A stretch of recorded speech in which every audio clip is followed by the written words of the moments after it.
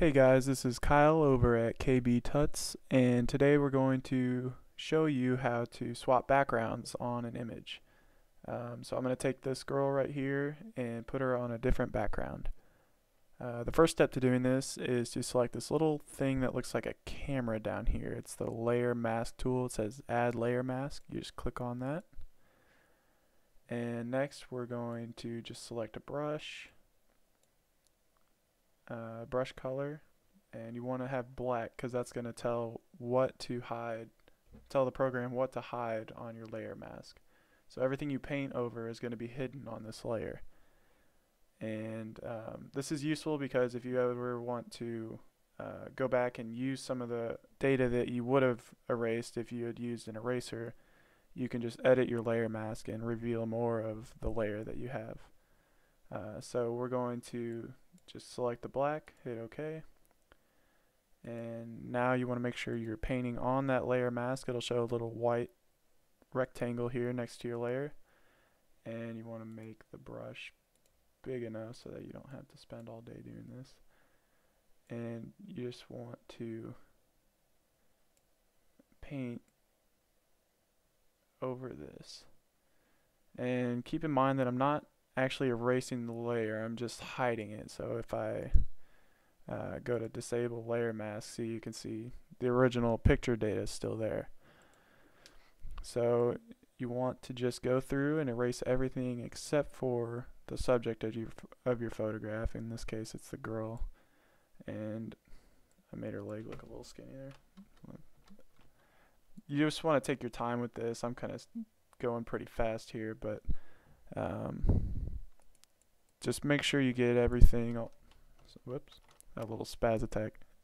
Make sure you get everything that you don't want to be in the next picture, the background that you're going to swap into. Just get rid of that. For the sake of time, I'm just going to use the magic wand to select the background. Just kind of get a basic idea of what you're doing here. I'm going to select the background and just paint over it with the layer mask tool.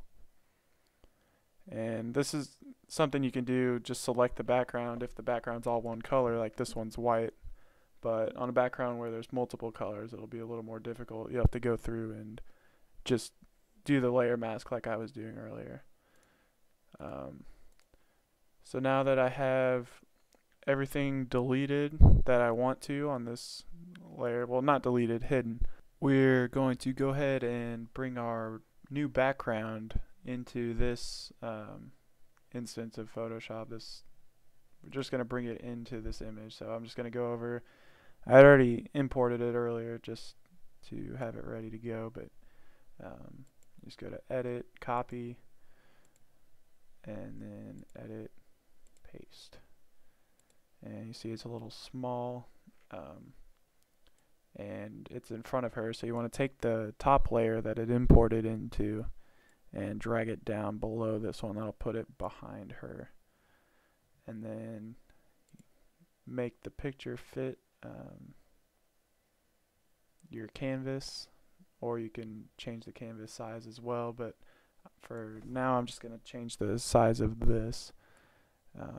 Just make it a little bigger.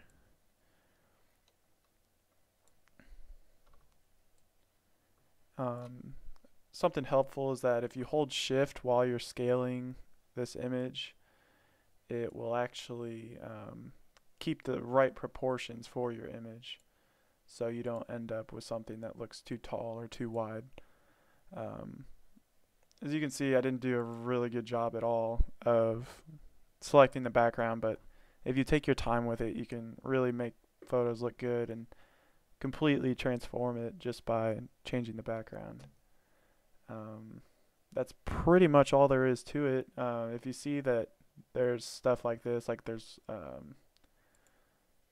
white up in her, by her hair and off to the side here, you can go ahead and go back to your layer mask, make sure you have black. Whoops. Go back to your layer mask, make sure you have black selected, and just paint back over that stuff. And you can go in there, zoom in. I know you guys like that zoomed in image, don't you? No, I'm just kidding. But you can zoom in and go through and, erase or hide the parts that you don't want to be in the final picture. So like I said, that's pretty much all there is to it. So good luck.